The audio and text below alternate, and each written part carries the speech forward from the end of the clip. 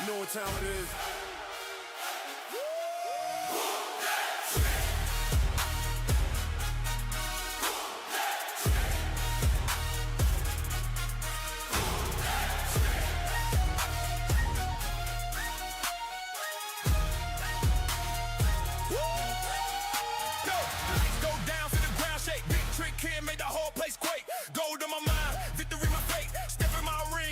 Too late.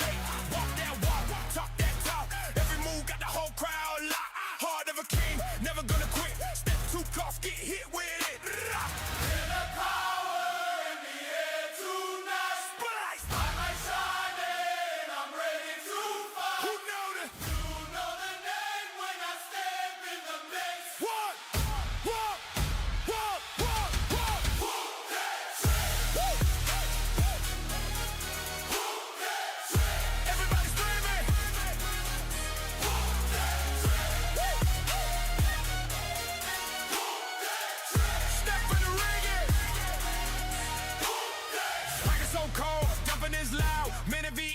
Shaking the crowd, feel for the moment, ball for the lights. Trick real, yes, bring in the fight. Stand real.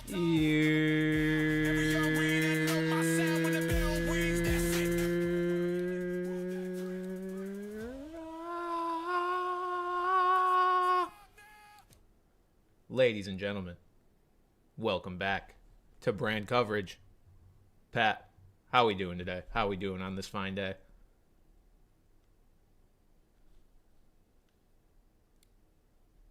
I don't know if Pat can hear me. Pat might be indisposed. Pat might be dead, folks. Maybe it's because do I need to re-add? No, I don't need to re-add him. Well, I'm just going to hit the intro because I can. So let's do it. Hey. Hello. I muted instead of muting my YouTube link, I muted my entire fucking computer. That's fine. Welcome back to Brand Coverage, everybody. I'm Brandon Carney, alongside Pat Gustafson, who is indisposed. He is recovering from his surgery. I'm going to make that stop again. Pat is recovering from his surgery and therefore is not pictured because he is laying in just the sexiest position you've ever seen. In you guys, right now. If no human being in the world should have to see the way I am looking right now, and if you do want to see that, you could pay the $29.99 a month on Fansly, just like everyone else. I've never even heard of whatever the fuck that is. I don't even know. They just put fan in the thing, and then only Brands. Brands. I mean, only Brands is still an untapped market that I need to get into eventually. People would fuck with that, I would think. But plenty of meat on the bone there. So look, before we get into anything, Pat, how are you feeling? Because that's what's most important. How's the recovery going? Oh, wow, the week has just been an absolute fucking disaster. Mm-hmm. I had a great first surgery, wonderful. Got COVID on Thursday night, Friday night? Action. We love that. Yeah, Thursday night and Friday, because Friday was supposed to have the second one. I was running like a 103 temp. So they're like, yeah, we're not putting you under. It may be the last time you go under. And I'm like, well, let's not be hasty here. Let's think about this for a second. And then, so then I had to wait until Monday. And then I just got home last night. And the last, 24 hours up until about 2 hours ago have just been unmitigated, unabashed hell. I texted Bran this morning saying, no me at all today. But then I'm like, God, I'm going to take a nap. I'm like, but I want to see the podcast. So I'll set an alarm, for 9:45. And I did. And I'm like, wow, I kind of feel great. Yeah. So hey, look, here we are. Change of plans here. Yeah, I was planning to do the solo pod. Pat texted me about 15 minutes before the show and is like, I'm in. Put me in, coach. Call to the bullpen. I'm like, you know what? Fuck it. All right, let's do it. We obviously have plenty to talk about. This is the reason that Pat did not want to miss this show, because this is quite a bit going on here. So biggest show of the year, potentially. I mean, it's certainly the biggest show of the offseason, I would say, even more so than the post-draft, because while there's plenty of stuff to react to post-draft, at the end of the day, most rookies don't contribute that much in year one. Like a good amount of them do, but most of them don't. I would argue that a lot of the free agents signed, particularly on, day one of free agency, day two of free agency, those guys are going to be major contributors. At least their team is going to put them in a position to be a major contributor. They're going to play a lot. They are expected to do a lot. So there's a lot to talk about. Before we get into any of that, just real quick, Bam Adebayo dropped fucking 83 points for the Heat. We've really scaled back the talking about other sports here because I think doing a show once a week there should be enough to talk about strictly football, fantasy football. We'll mix it in occasionally, but we don't really do it that much. A guy dropping 83 deserves a mention before we get into anything else. My sleeping last night was hysterical to where starting at 6 p.m., I would just sleep for an hour on and off and off. So my dad's like, well, Bam had 37 in the first quarter or whatever. I'm like, whoa, that's crazy. And wow. And then I wake up and I see in a group chat, they're like, wow, Bam's 77. I'm like, Bam is how many? I mean, it was a little egregious the way he got it done. But look, at the end of the day, 83 is 83. Here's the thing. What it is. Here's the thing. In the modern NBA, it would have to be that way. Yeah. Honestly. I don't know, Devin, we've seen guys drop 70 without it being literally a manufactured, like we want to get this guy this many points. We've seen Booker do it. We've seen Luka do it. So but that's only 70. It is only 70. You're right. That's why I'm saying 83 is 83. If it was so easy to just get 83 because it's the Wizards and by shooting free throws, guys would do it all the fucking time, but they don't. So it is still very impressive. All right, football, because we've got a lot to talk about here. I'm going to press a soundbite that I don't think Pat can hear, but it's a new one. It's a new one, and I'm excited we have it.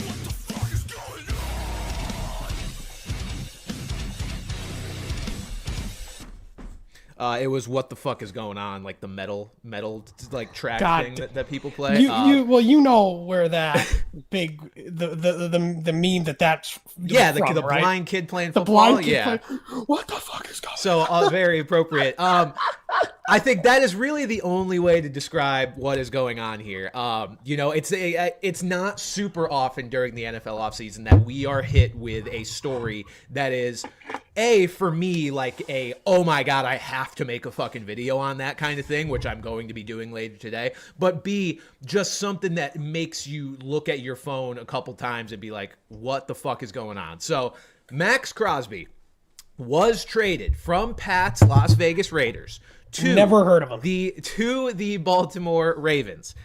Until he was not, because the Ravens backed out of the deal last night. Obviously, as we know, the league year does not officially start until today, so anything that had been done up to this point was all verbal agreements outside of a couple of free agents who were eligible to sign because they had gotten cut at a certain time, so that I think, were actually able to put pen to paper. Honestly, I'm not even sure about that. But either way, this deal certainly was not done, as are none of the other free agent deals you guys have been hearing about the last 2 days, not officially. So the Ravens were able to back out of the deal, and they did so. Everything we are hearing from league sources, from rumors, from reporters, is basically that this was complete and utter bullshit because they failed Maxx Crosby on his physical. And we're like, yeah, Max tore his fucking knee up at the end of the year and went on IR. We know that his medicals aren't completely clean right now. That's not really the point, and that's not a reason to not go through with the trade. You knew that when you made the deal. Things get even shadier when you add in the fact that the Ravens just this morning have agreed to a deal with Trey Hendrickson for 4 years, $112 million. So, Pat, correct me if I'm wrong, but what this smells like, what I'm sniffing in the air here, is the Ravens had this deal on the table with Maxx Crosby. Trey Hendrickson's agent comes to the Ravens and is like, you want my client? You can keep your first-round picks. Just cancel that deal. And the Ravens were like, ayo. And look, I don't know if that's what happened. I'm just trying to put two and two together here with what has proceeded, and it does not sound like other teams are happy with the Ravens about this because straight up, this is just not something you fucking do. It's bad. I saw somebody say if somebody did this in your fantasy football league, they'd be kicked out, and I think that's absolutely true. So this is crazy. Pat, as a Raiders fan, where are you on all this? Again, like I said, this news kind of popped up amidst just a general daze. And I was just figured wow, all right. I mean, the knee must not have Because, you know, we've seen it before where teams have traded for injured players, but there could still be something. Like, remember the whole Carlos Correa debacle a few years ago with the Mets and the Giants? You know, teams can know that they're trading for damaged goods, but there's still something very underlying there that they can say, like, okay, we really don't feel comfortable with this. That's what I figured it was. And in that case, it was kind of like, okay, that just sort of sucks. The Raiders, of all of them, are getting boned just because either they have to keep Crosby, and, you know, it never really works when you keep a guy that you literally traded. Yeah. That you literally traded, or the fact that they shelled out so much money in free agency, which, you know, apparently they have enough money. I mean, first of all, I don't think they're trading Crosby still. I would think so, yeah. I think they're probably only going to get a first and a second for him. Would be my guess, unfortunately. But that's the thing is, they get hosed there because either you keep a guy who was already disgruntled, who would be even more disgruntled, or you have to trade him for less money in compensation for absolutely no fault of your own. No fault of your own. And now if it turns out if this was just fuckery by the Ravens, I mean, because, I mean, I guess you can't really punish them. We've seen it happen with players before. Like, where was it that, like, Frank Gore went to the Bills before he went to the Eagles or something? One year he had signed with the Eagles and went somewhere else. Like, it happens. We've seen it happen. Antonio Brown was a Bill for like 5 seconds. We thought that was one of them. And we've seen it, but I don't think we've ever seen it on this scale where, like, such a big trade happens right before free agency, and we see basically all of free agency play out. Yeah. And then they go like, never mind. Well, and I think it's just unprecedented. I think it's going to potentially make the NFL and Roger Goodell reconsider some things as well, because one thing I didn't fully realize, you know, and I was listening to the Pat McAfee show the day of free agency because they had Schefter in the building and he was occasionally breaking stuff. And they pointed out something that I didn't fully realize, which is that Adam Schefter was apparently one of the voices behind trying to get that day, like that tampering day of all the reports and all that, to be a thing. Prior to that push to be like, look, we know these deals are getting done. Let's just start reporting on them as they're verbally agreed to. That was a push actively made by him to, like, you know, generate buzz and generate interest throughout the league. So prior to that, it was, we didn't hear things until the league year actually began on that Wednesday. Now, you wonder, are they going to reconsider? Because this is a lot less of a shit show if this is all going on behind closed doors. There might be no way to put that back in the bottle at this point because of just the age of social media and information. And I mean, people are probably going to find this stuff out regardless with how plugged in reporters are. But it does make you wonder, like, are they going to try to do something to where we don't report on stuff as much until it is pen to paper and until things are official? Now, granted, things are not going off the rails as much as we speculated they could last night when this first came out, because people were wondering, like you said, Pat, could the Raiders afford to keep Crosby, get this guy back on the books, and also afford the $283 million spending spree that they went on in free agency? Ultimately, they can. They are not under the gun of the cap. They're not hitting the cap. They have enough money to still sign all the guys they agreed with and put Maxx Crosby back on the books. So all is okay there. Where the problem comes in is the Raiders and the Ravens, but mostly the Raiders, made certain moves based on the idea that this trade was done. Like, you know, the Raiders may have signed a bunch of guys, but you got to wonder if they thought that they did not have it. They were under the impression that they had multiple first round picks for the next couple of years because of Maxx Crosby. Yep. If they didn't think that was the case, or if this trade hadn't happened, would they have approached free agency differently? Would they have maybe gone after another wide receiver? Obviously, they brought in Jalen Naylor. I actually like that signing a lot. We'll talk about all the offensive guys and defensive guys in a couple minutes here once we get through this deal. But I like that signing, but it does make you wonder if they would have reprioritized knowing that they had fewer high-end draft assets heading into this year's NFL draft and next year's NFL draft. It's just a problem. It's a bad look. You know, ultimately nothing is fundamentally broken here. There's not going to be a chain reaction of a bunch of deals getting canceled. It doesn't seem like, which it did sound like a possibility when this news first broke.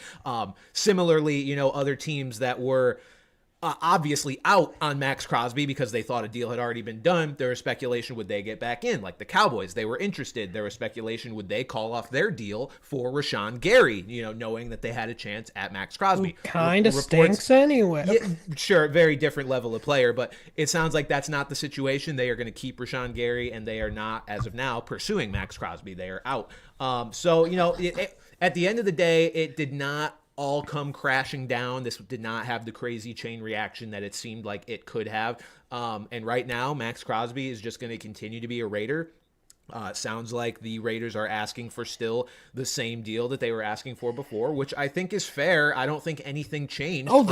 The OG trade itself was a very good trade for both sides. I thought it was a solid trade for both sides. I was a little surprised they got their quote unquote Micah Parsons deal for Maxx Crosby at first. But look, Max is a great player, and again, I don't think the Ravens failing Crosby for this physical is going to diminish Crosby's value at all, because they failed him for something that we all already fucking knew about. Unless something comes that's out the thing that it's too. like it was that he has some degenerative shit in his knee, then that'll be different. But that does not sound like the case. Well, that's the thing. Like the fact that they went and pulled on Hendrickson so quick makes it seem like foul play is in order. So yeah, there should really be no apprehension. I mean, like scale of 1 to 10 here. What do you think the odds are that Maxx Crosby starts the year as a Raider? I think it's like 2.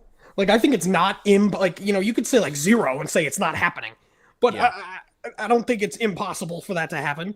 No, but I can't see it reconciling that way. I'll put it at a 3. I agree. I think it's basically done, but I mean, we've seen stuff like this happen before. Granted, not with a player of his caliber. The deal that comes to mind for me was the Dalton Connect for Mark Williams trade that got nixed in the NBA. I was thinking about ago. that too. And Dalton Connect has never recovered. No, I know. He's been buried on that bench ever since. I know. So, and that's a little different. Dalton Connect is not Maxx Crosby, except for the fact that they're both white. But I don't know. I could see it. I guess I could see a world where they reconcile things, but I would still expect them to end up trading him. I feel like, once you get that far in the process, it's like they've both mentally moved on already. But of course, who knows? The thing is, this may take a little bit because teams might now sort of play that little game of chicken where it's like, oh, let's see if we, let's wait this out. Let's see if they knock it down to a first and a second instead of 2 firsts and 2 seconds. Or you know what I mean? So this may not happen like today or tomorrow, like we might think. Yeah.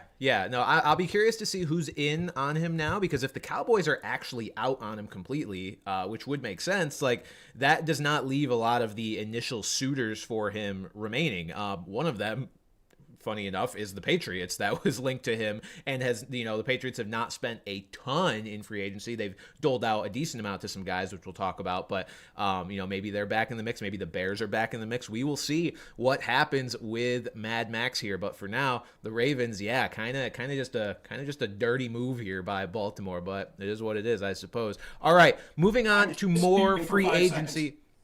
Yeah, go ahead. Moving on to more free agency and, other trade recaps. There's been a lot going on the last couple days, so we're going to try to get through as many moves as we possibly can. First things first, how did the Patriots do? How did the Raiders do? Overall, we'll talk about our teams, and then we will get into the biggest deals and, of course, the fantasy implications of a lot of these deals, the offensive ones at the very least. First of all, with the Patriots, I am lukewarm on what the Patriots have done in this free agency. I am happy that they're not sitting out on the free agents like some teams are. There's like 5 teams out there that haven't signed a single external free agent. So thank God we're not one of those teams. Looking at the names we've gotten and the positions we've addressed, I mean, I can't really be mad. Like Elijah Vera-Tucker, injured a lot, but doing something to address this offensive line, I think, was an absolute necessity. Dramont Jones to bolster that pass rush, because we had very little pass rush, is going to help. Now, granted, we did just officially lose K'Lavon Chaisson this morning to the Washington Commanders, so we'll see if there's a net gain there in terms of actually rushing the passer, because Chaisson did a really nice job at the end of last year in that department, was certainly our best pass rusher. Romeo Doubs obviously is the big name, the offensive piece, the weapon, Drake May's new wide receiver 1, for better or for worse. I'm I can't be mad about it. I'm not thrilled about it. Look, at the end of the day, Mike Evans and Alec Pierce coming off the board did not leave a whole lot of options. I don't think I would have been happier with like a Wandale Robinson or a Jawan Jennings who's still out there. So you can only play to the free agent class that you are dealt. And I think getting Romeo Doubs on a relatively affordable contract, it's like $17 million a year, plus incentives that could get it up to $20 million a year. It's not bad. I mean, he's a sure-handed guy. I just don't know that losing Stephon Diggs and replacing him with Romeo Doubs is a huge upgrade. So I'm cautiously optimistic, I guess, about the free agent class, but not like over the moon about what the Patriots have done. I'm glad they're active, though. Pat, how do you feel about what the Raiders have done in this free agent class, ignoring the Crosby drama, just looking at the spending spree and the guys that they ended up with after yesterday? Oh, I absolutely love it.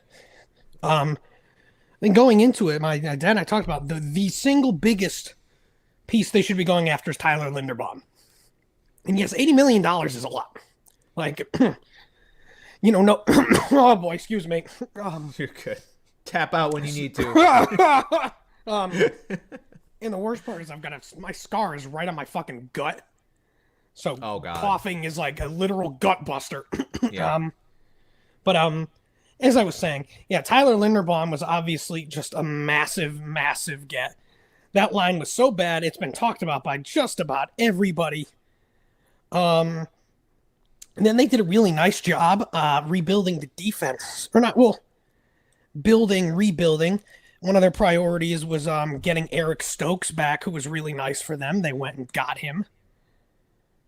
Blanking Jalen Naylor, who I guess we'll kind of talk about more in the fantasy aspect of this, but I really think they're setting themselves up pretty well to the point where it seems like they're going to look for more of the pass catchers, wide receivers in particular, in the draft here. Yeah. And unfortunately, I think they might have been looking for one maybe at pick 30, assuming they could use the Ravens pick on a right tackle. Mm-hmm. So that certainly does throw a loop into things there. But no, I think this team, I'm forgetting someone kind of significant too, I believe, on defense. So I got it all in front. I mean, it's the Tyler Linderbaum, Kwity Paye, Quay Walker, N'Kobe Dean. And then I was just going to say that all of those, guys, well, I love Malcolm Kuntz. All I was going to say is all those guys just build up depth. N'Kobe Dean in particular can just flat out play. He just can't play. Right. Like if N'Kobe Dean is out there, he can be a genuine, almost difference maker kind of player. It's just he hasn't been. But yeah, I just really someone said Pat getting his shit blown smooth off. That's good. Yeah. I think it's already been blown smooth off. No, I think it was a productive free agent class for the Raiders. I saw a tweet trying to be like sarcastic, is like, oh, winning in March doesn't mean winning in whatever, and it's like, you mean like how the Patriots didn't win in March and then also have a good season, and how the Commanders the season before didn't blow their load in free agency and then have a good year. Like, this matters. Like, when you are getting an entirely new coaching staff, entirely new regime in there, and they immediately sign a bunch of these guys, like, that is them establishing their identity and their guys that they want to have in their building as they try to turn this thing around. I think the Raiders are doing a great job. I will be not projecting them to be a playoff team next year, obviously, just because having a rookie quarterback and doing that is always tough. But I think they will be a certainly more competitive team next year than they were this year. Not that that's a high bar, but no, I really like what the Raiders have been doing in free agency so far. And again, every year there are those teams that aren't necessarily good teams but show a lot of fight, like the Saints this past year. Like, you watch the Saints and you're like, I like what's happening there. They obviously didn't win. They won more games than we thought they would, but at the same time, but I think whether the wins and losses reflected, I think things are going to be moving up. I would agree. All right, let's run through the biggest defensive signings so that then we can get into our bread and butter, which is the offensive signings and how they affect both real life and fantasy football. But first things first with the defense. The Panthers did a really nice job here. Jalen Phillips, 4 years, $120 million, and Devin Lloyd, 3 years, $45 million. The general consensus on these deals was that Phillips might have been a bit of an overpay, but then Lloyd was an underpay. So it kind of all breaks even and helps the Panthers get just two really good defensive pieces onto that team. Their linebackers were their biggest issue last year. They could not tackle me or you on the field, Pat. I don't even know if they could tackle you in your current state, and that's saying a lot. So this is a big deal for them, coming off of already a division title. Granted, that division title was them being 8-9 and being tied with two other teams in their division and just getting in through a tiebreaker. But this is a good first step to possibly winning the division a little bit more decisively next year, especially considering the moves that the other teams in their division have made, which we will talk about. Falcons, fucking looking at you. The Titans did quite a bit defensively. John Franklin Myers, 3 years, $63 million. Alante Taylor, 3 years, $58 million. And Cordell Flott, 3 years, $45 million.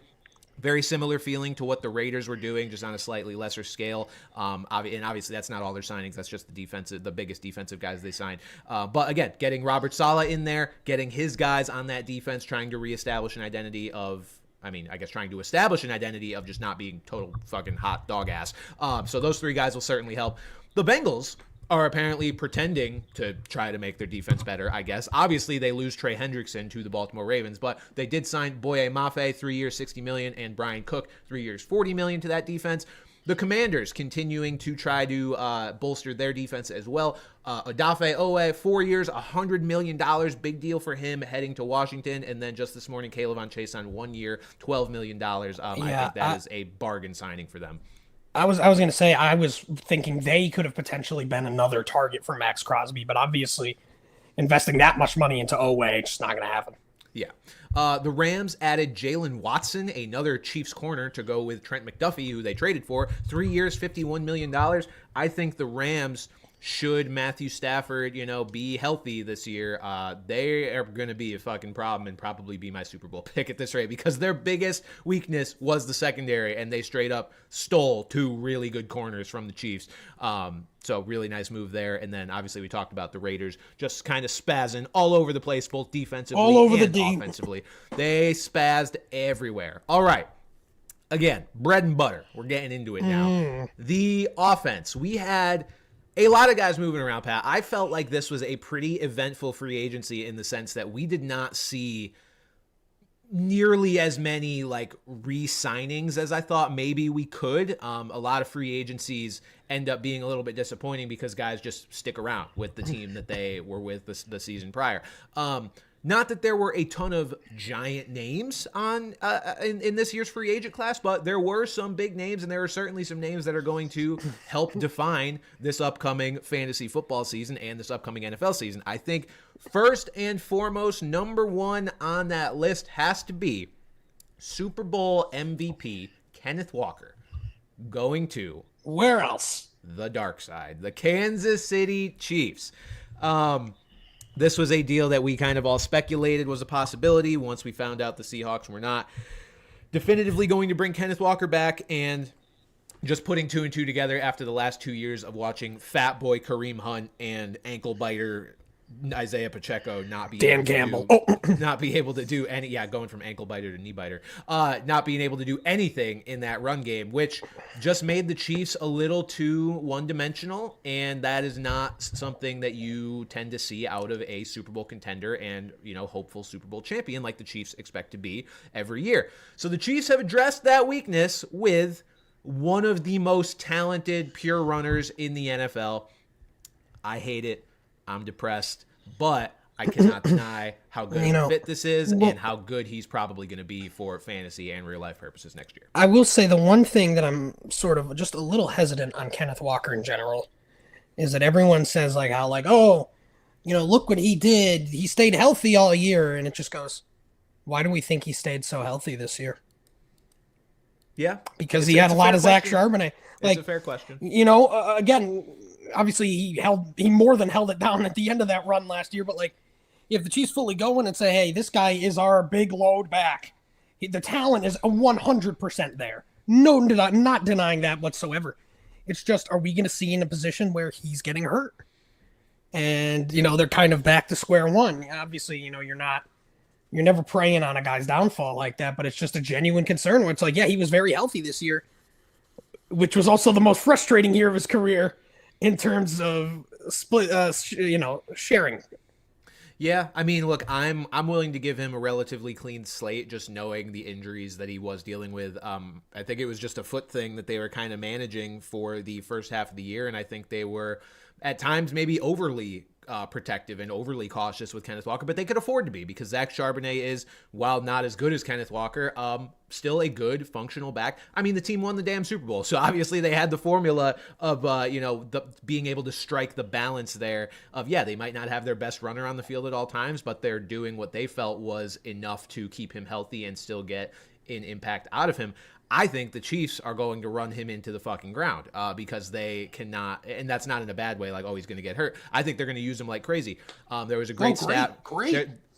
There was a great stat from Joel Smith with Yahoo Fantasy, great follow on social media and everywhere, who pointed out that every running back who made $14 million or more last year averaged over 20 touches per game. So you are likely looking at that from Kenneth Walker, who is making a little over $14 million a year. And I mean, who else is in their backfield? Fucking, I don't even know, because Isaiah Pacheco is a Lion, which we will mention, a little later because it's just not incredibly relevant at this point. And what's the fullback's name? The white guy who gets some run. Anthony Sherman. No, the long-haired dude. Carson Steele. Is he still there? Yeah. I think they cut him. I don't know. I think they cut him. I don't know if Kareem Hunt is still under contract. I think is he a free agent? I don't believe he is. Yeah, he's a free agent. And is Carson He'll Steele wind back still up there. Research department, where is Carson Steele? No, he's on the Eagles. That's what I thought. Yeah, so no competition there. Obviously, a lot more free agency to go. You got the draft to go. There's the Chiefs will almost certainly add somebody to where Kenneth Walker is not the only back there, because it would be irresponsible, knowing his injury history, to not have some not total moron back in that backfield to back him up. I mean, I'm curious who their technical backup is right now. Chiefs depth chart. We've got Brashard Smith. I forgot he's still alive. Yeah. But wow, would not Darwin be Thompson's still hanging around. Yep. Would not be surprised if they bring in. So Pat, they also have a guy named Shunderick Powell as their fourth string running back. It's capital SHUN capital D, Derek Powell, but Shunderick is his first name. So just to get that out into the ether here. We'll see what they do with good old Shunderick. Maybe he gets some fucking run here. So I mean, look, this obviously makes the Chiefs' run game a lot better. I am personally envisioning Kenneth Walker as a fantasy asset, I think in a lot of leagues he's going to end up as a late first round pick. I really do, because I think, and again, maybe this is biased to our league that is obsessed with running backs, and you almost always see more running backs than receivers selected in our first round, which is not the case in all leagues. But you look at the tippy top running backs, you've got your Bijan, your Gibbs, your Jonathan Taylor, and there's one really elite back that I'm missing. Yes, probably it would probably have to be him, right? Hold on, I'm just gonna 2026. McCaffrey was the one I was thinking of, yes, but Achane as well. Obviously, we're still kind of waiting to see. There were some Achane trade rumors as well. Those have not materialized yet, but we'll see there. But running back wise, yes, you've got Bijan, Gibbs, Taylor, McCaffrey is who I was thinking of, and then Achane. But after that, it's like Pat, gun to my head, James Cook or Kenneth Walker. I think I'm taking Kenneth Walker. Yeah, I mean, as long as the oh my God, Patrick, you stupid fuck. As long as things stay the same, because what if the Chiefs still draft Jeremiah Love? That's, you can't rule that out, right? In today's NFL, I don't think. I mean, especially the Chiefs.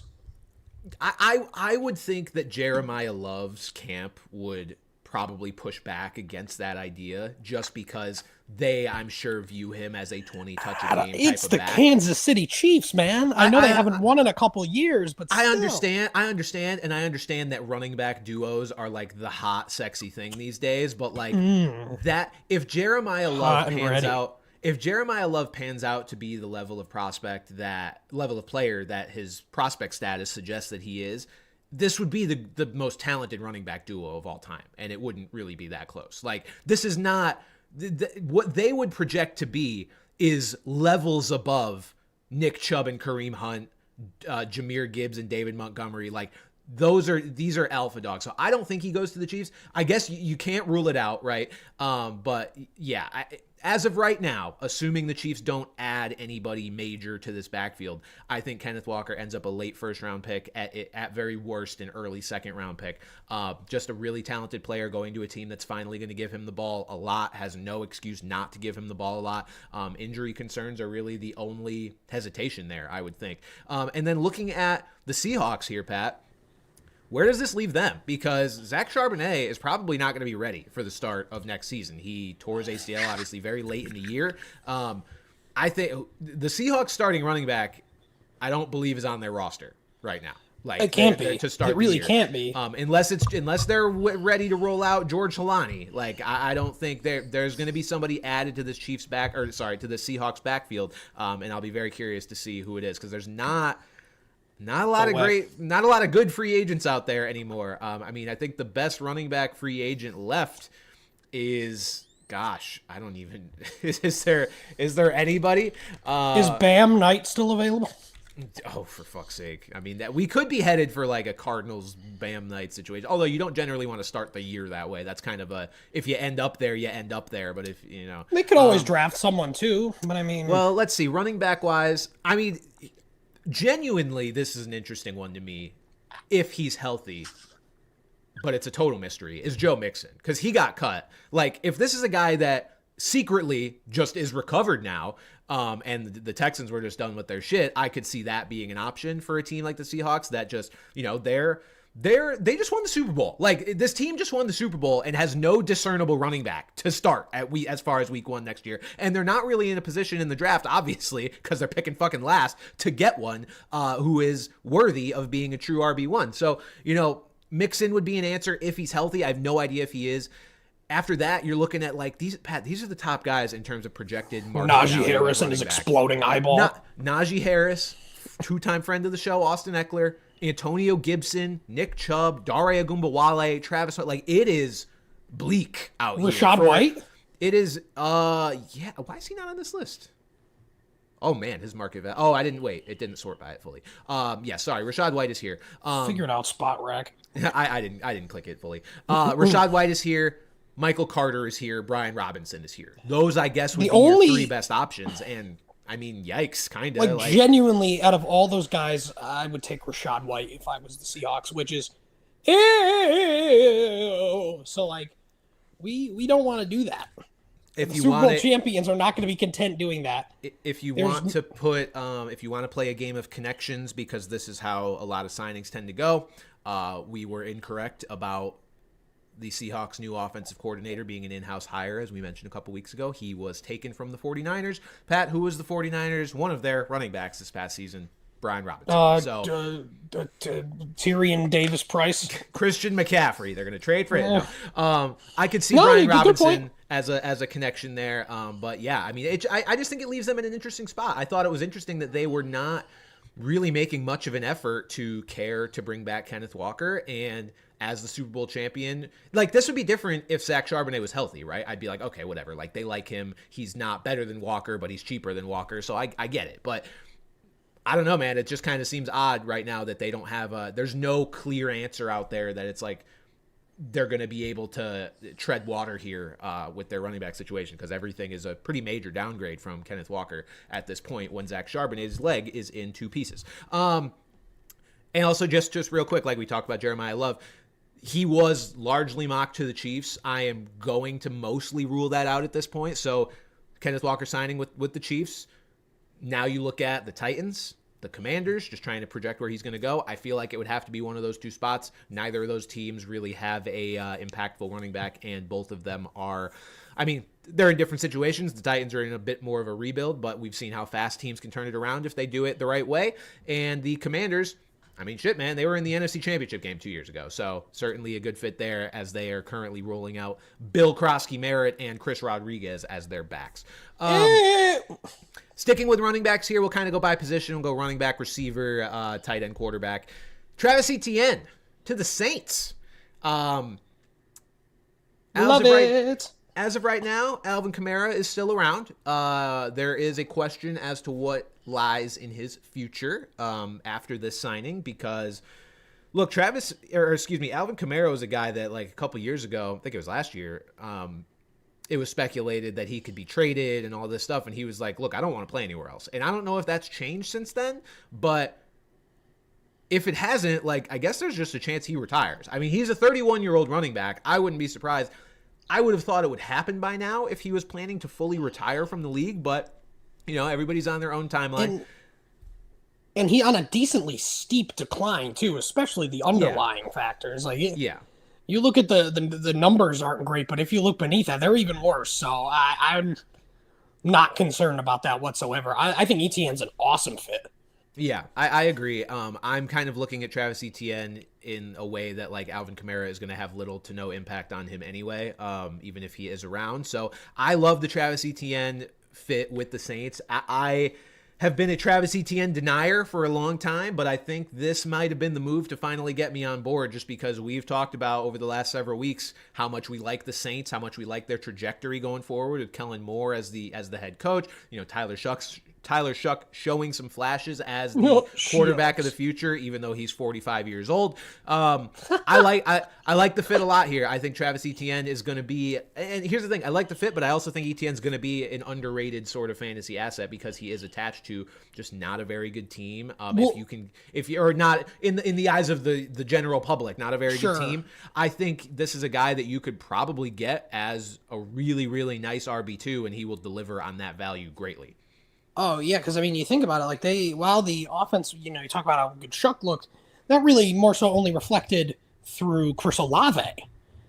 You know, since Kamara was so ass, the run game didn't quite reflect the same way that Olave did. So, yeah, there's not this thought where it's like, oh, well, ETN's going to slot right in, but there's no really precedent to look upon right now. So I love it. Yeah, I'm a big fan of the signing. I didn't think anything could get me to like Travis Etienne, but I will certainly be drafting some of him in some leagues this upcoming season based on how things have shaken out thus far. So that's obviously from him going to the Saints perspective, Pat. The Jaguars, as of right now, have not signed another running back. You know what that means. Oh. Duval. Bayshore Tootin is back on the menu, boys and Jaguars. Listen to me very closely. If you motherfuckers, just because you have Liam Cohen as your head coach, bring Rashad motherfucking White into your backfield to ruin this party, we are going to have a mother Tootin problem. Do you hear me?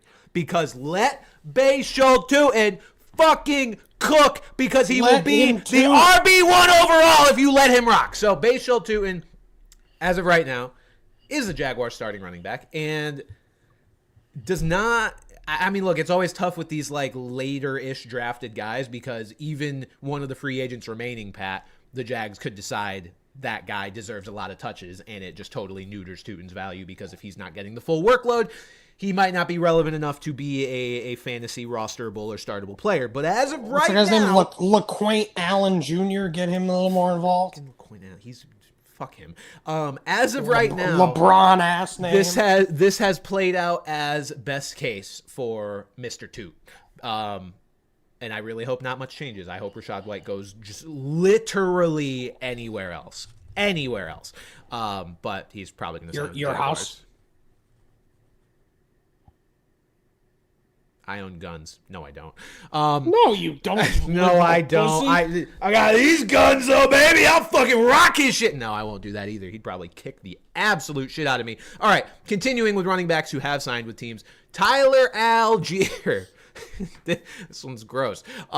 He went to the Cardinals, who not only Pat have Trey Benson, who whatever you want to think of him is what you get him out of here, but also have retained James Conner. They restructured his deal. James Conner's sticking around. This is a three-headed barf fest, but and the but is big. Pat, we talk every year about ambiguous backfields, do we not? And how they can often provide some of the best value for fantasy football because there's a lot of people that look at situations exactly like this and they just say, avoid, avoid, avoid. I don't want to touch it because it's just going to be gross. I'd say at least half the time, if not more, situations like this do not play out to where, oh, Algier's going to get 7 touches a game and Benson's going to get 6 touches a game and Connor's going to get 8 touches a game. Somebody's going to emerge. I think there's a good chance Algier becomes the workhorse here over whether it's week 1 or not. I don't know, but James Conner, we can make fun of him. I've made fun of him for being old a million times, but now he's old and broke his ankle. So the decline is probably here for James Conner based on the year injury. I finally fucking draft him.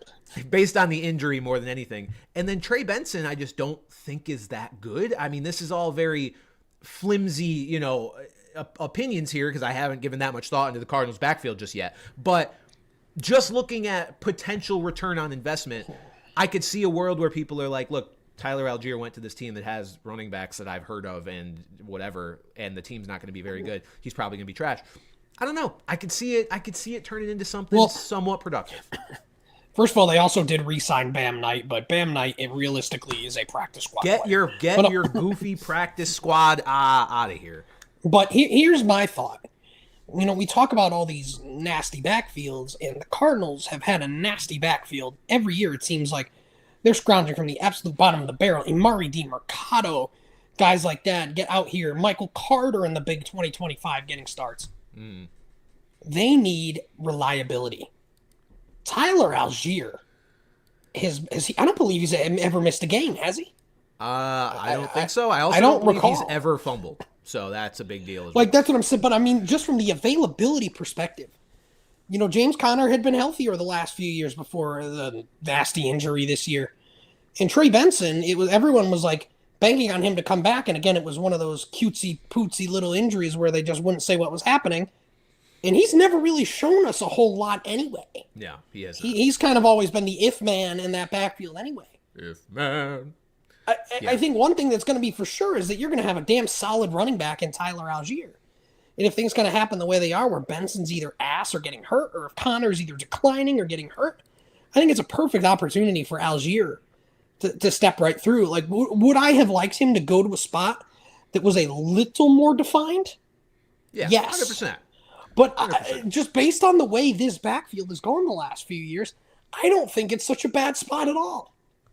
No, I don't either. I think it's one that it's going to be really easy for people to overlook, and I'm not going to overlook it. I'm not overly bullish on him either because it is the Cardinals and it is Tyler Algier who, look, he had 1,000 yards as a rookie, but we know what he is as a back, right? He's not this crazy explosive guy. He's not, I think even if he got a workload or a workhorse, a big load back kind of load somewhere, I don't know that he's cracking the top 10 fantasy running backs again, but it's a guy that I think can give you some good games, and I can certainly see him breaking away from this committee. I don't think it's super clear that it's going to just be a gross committee all year.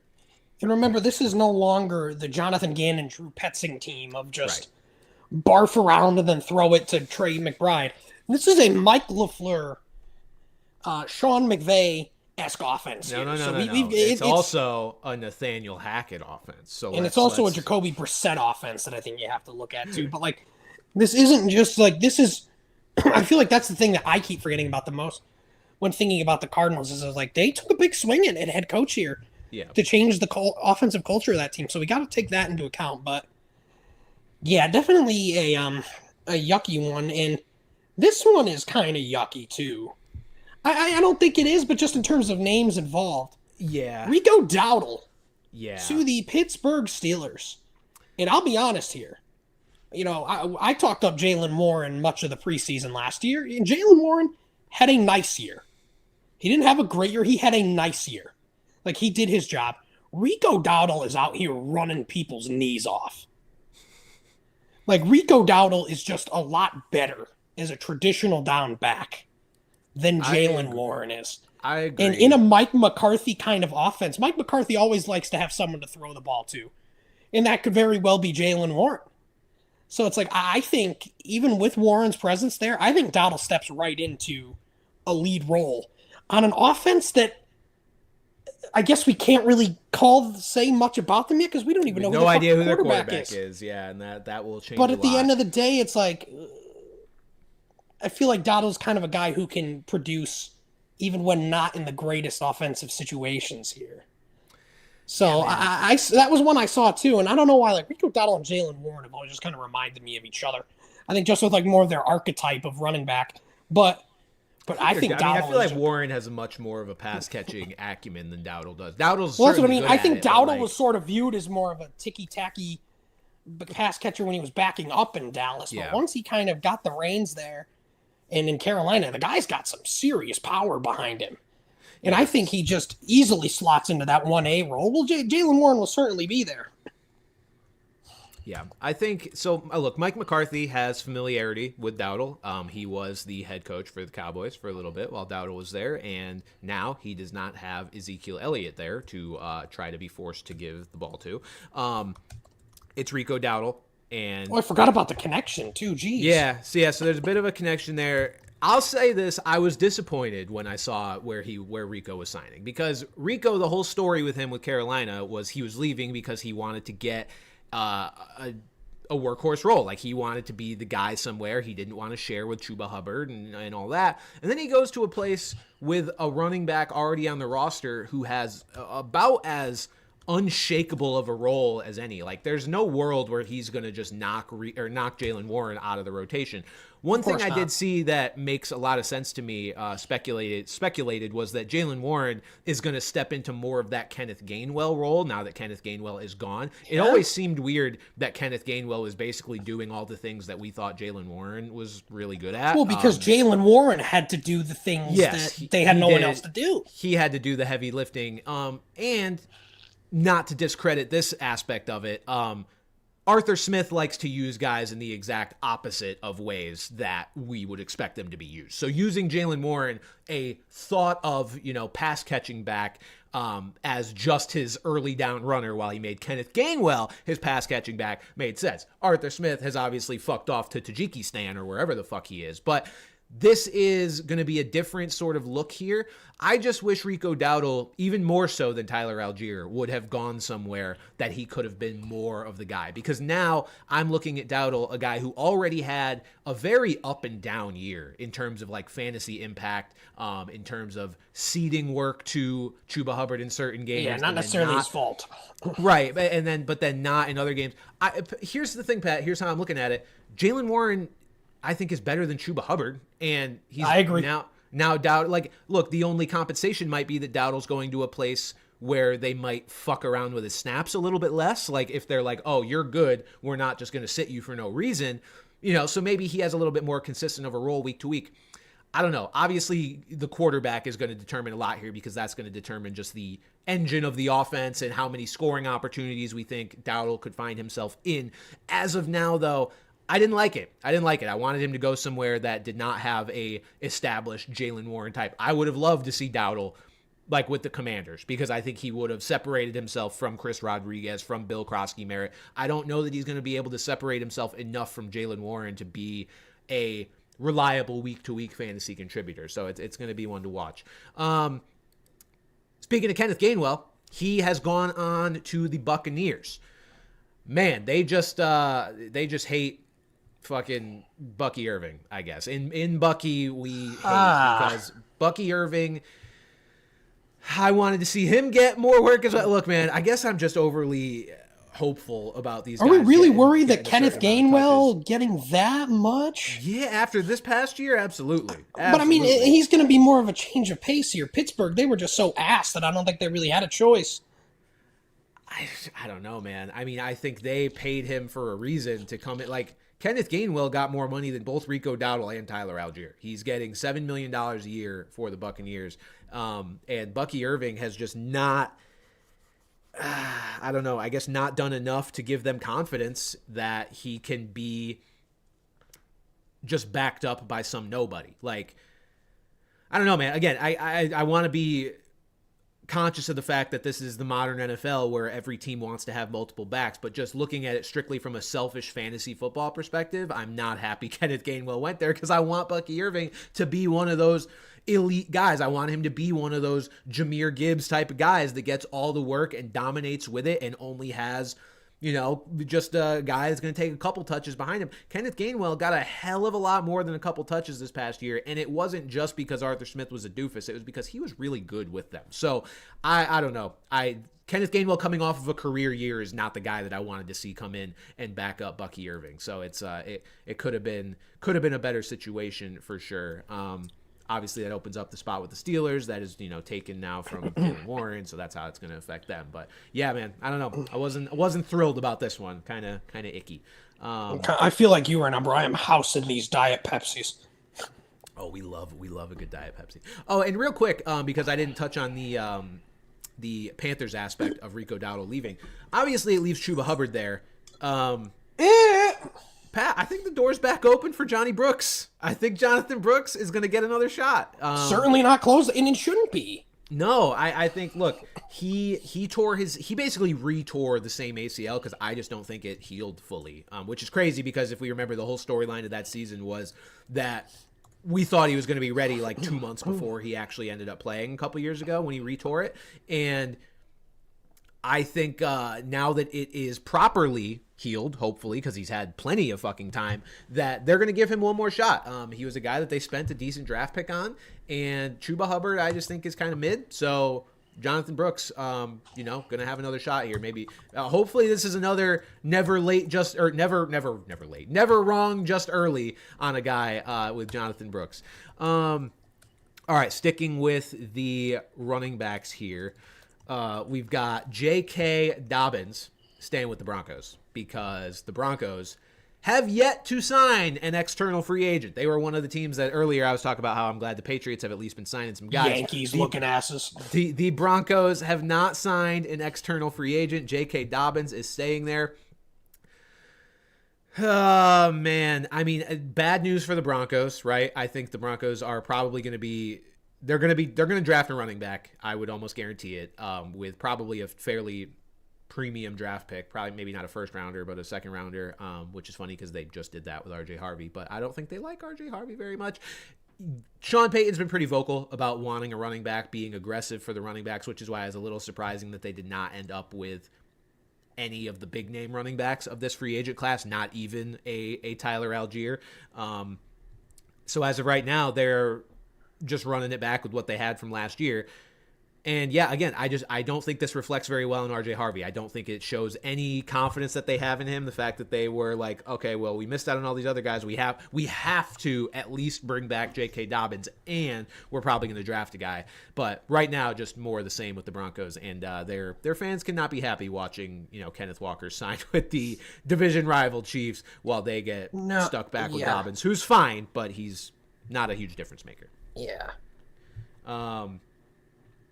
Sorry, got notifications making sure nothing's breaking, and I'm going to miss it for the show because, God, this Isaiah Pacheco continues to pop off. Yeah, that was the biggest news. Isaiah Pacheco to the Lions. We were all wondering who the Lions' backup would be in the absence of David Montgomery. It is Isaiah Pacheco. And, Pat, this, if nothing else, I think confirms the agenda of potential Jahmyr Gibbs RB1. Yep. Because this is the exact level of running back that I wanted to see the Lions bring in. Don't bring in a Tyler Algier. Don't bring in a Rico Dowdle to pair with Jahmyr Gibbs and make me worried about how much work they're going to take. Isaiah Pacheco, I am not worried about seeing the field enough to take away. Here's the other thing. Gibbs being the RB1. What did David Montgomery do best? He scored touchdowns. What is Isaiah Pacheco possibly the worst at human history at? Scoring touchdowns. So, like, had they gotten someone like an Algier, who's one of his stakes to fame is get plunging into the end zone. Mm-hmm. They got a guy who literally couldn't find the end zone if you paid him. Well, they literally are paying him. So the fact that they got somebody who's not of an overwhelming talent that's going to take away from him in general and isn't going to take much away from him at the goal line, whoo-wee. We just got. I don't tend to address the comments too much while we do the show because it just makes it for a weird kind of listening experience for our audio listeners. But we just got a comment that said, "IP better than those bums." Speaking about Isaiah Pacheco, Isaiah Pacheco is an aura merchant at this point. Isaiah Pacheco is... I really liked the guy, too. I really liked him coming I into did, the too. league. Isaiah Pacheco was one of my guys, I think, this year. Yes, he was. I was wrong. He was this year, and he was mine the year before. Yeah. So, look, man, I want Isaiah Pacheco to be good, but, like, he has not shown it for the last 2 seasons. And maybe, you know, the leg is just going to keep getting healthier and he can bounce back a little bit. But as of right now, Isaiah Pacheco is absolutely not better than Tyler Algier or Rico Dowdle. Hence why he signed for the fewest dollars out of all of those guys. You know, and I think this is a good role for Pacheco because obviously it can keep him off the field a little more, potentially keep him a little more healthy. Yeah. And, you know, we'll see what he does with it. And maybe he could turn it into something, you know, kind of in the third chapter of his career. But yeah, right now he is, I mean, he at the end of the day, he is a backup. And again, if something happened to Gibbs, knock on everything, Pacheco would become a great play. Yeah. A great play. But unfortunately, he's going to have too much standalone value to kind of straight up handcuff Jahmyr Gibbs to. Yeah. Isaiah Pacheco got a 1-year, $1.81 million deal. Compare that to Tyler Algier and Rico Dowdle, who got $6 million a year. Kenneth Gainwell, who got $7 million, and those are all multi-year deals. Isaiah Pacheco has, I think, shown in the past the highest ceiling, maybe, of all those guys. I mean, granted, Algier and Algier and Dowdle have had some nice peaks as well, but like that version of Pacheco just might be gone. So I think we have to acknowledge that possibility while kind of addressing all this. All right, wide receivers now, Pat. First, we'll start with a trade because it is not one we've talked about yet. DJ Moore to the Bills for a second-round pick. Man, prices are high right now here in the wide receiver market. You know, tell me, I'm well aware as a Patriots fan monitoring the A.J. Brown market that has been just too high. And this is not helping. DJ Moore for a second-round pick. He goes to the Bills. How does this affect both the Bills and the Bears? Looking at the Bills, I am looking at this from two sides. I think they overpaid. I don't think DJ Moore is that great of a wide receiver to where it's the type of guy I would like to see Josh Allen have as his wide receiver one. At the same time, I think DJ Moore is a good fit in this offense, and I think DJ Moore is going to be a productive fantasy player. So I am trying my hardest, Pat, in this upcoming fantasy season to open up my third eye a little bit and be a little bit more open. Open up my third leg and shove it right in somewhere it doesn't belong. And consider consensually and think about and consider players that on the surface I don't like and just don't think are that good, but can acknowledge that they're in a decent enough situation. I heard a great analogy from the Underdog Fantasy guys, and this was about Cortland Sutton this past season. They said with some picks in fantasy, you just have to eat your vegetables. You just have to know what you're getting. You just have to take the money and run with some picks. You don't always have to like totally avoid guys just because you think they're overrated or whatever. If you think they can be productive within an offense and it looks like it fits their skill set and they're going to get the work, you don't have to love them as a player. I don't love DJ Moore as a player, but looking at this Bills receiving room, Pat, do I think he's going to be the whatever version of an alpha is that they can possibly have? Because they've clearly been looking for one. They continue to try to find one. I think he's what they believe their answer should be. So for me, that makes me want to invest in him in fantasy. He's in a receiver room that has stinky Keon Coleman, worse DJ Moore in the form of Khalil Shakir, and Josh Palmer. Well, Khalil Shakir just does other things. Khalil Shakir, yes, that's what I mean. He's just not like the... He has his defined role. I think both things can be true, that DJ Moore is overrated and they overpaid for him. And the fact that he is still the best shot they have taken at this since Stephon Diggs. Yeah. With all the names that they've run through, saying like, oh, this guy's going to slide right into Josh Allen. Brandon Cooks. We were excited about Curtis Samuel one year. When they traded for Amari Cooper. That one I knew wasn't going to work. But yeah, of course. Yeah, no, I know what you mean. What I'm saying is, of all these guys that they've, in theory tried, Moore is the best shot at it. I think they've done. And obviously, like I said, Shakira's going to be there. He's going to get his 6 catches a game running out of the slot. That leaves plenty of room for DJ Moore to be the number one guy here. And like I said, I'm not nuts about him necessarily as a player. I think a second is a lot. But at the same time, again, I think it's the best shot they've taken at this in a few years. Well, and that's the thing is like in the past, I think I would look strictly at the vibes of the situation and be like, look, I hate what the Bills have done this offseason. I don't think they did the right thing at head coach. I don't think they're doing the right thing anywhere else. I think they overpaid for DJ Moore. But I could put all of that aside and say that DJ Moore is probably still going to put up some numbers, regardless of all those facts. So, that I need to keep him on my board, even though I don't like really anything else about the situation. And I think for the Bears, too, this is very significant because it kind of just takes a name off the board. I mean, I really like Luther Burden here going into his year 2. And we've both talked about how you and I have Colson Loveland as a top 5 tight end going into next year. And then we've seen Roma Dunze, even as recently as part of the way through this past year, be very good. Yeah. If those 3 guys are kind of the guys, I think all 3 of them have great value here. Yeah, I think Luther Burden's going to be drafted real high. I mean, Colson Loveland already is projected that way, but he is Ben Johnson's guy. Obviously so was Loveland, but like in a huge seat, like Loveland was him and Warren were elite tight ends anyway. Like anyone would have taken him high. Out of all the receivers, Burden was the guy that Johnson took in that spot when there were a lot of other people that pundits thought they could have taken. He's his guy. I am high on Luther Burden here. I'm not high on Percocets anymore. I'm actually due for one in about an hour. Yeah, I think Luther Burden is going to be ranked as I think he's going 4th round at worst. And there might be some folks willing to spend a late third. I really Burden. Alex says Burden is his Jameson Williams. Yeah, but maybe one that's good. J-Mo's good, but it took a while, and I think slightly different. It just took a couple gambling suspensions. Yeah.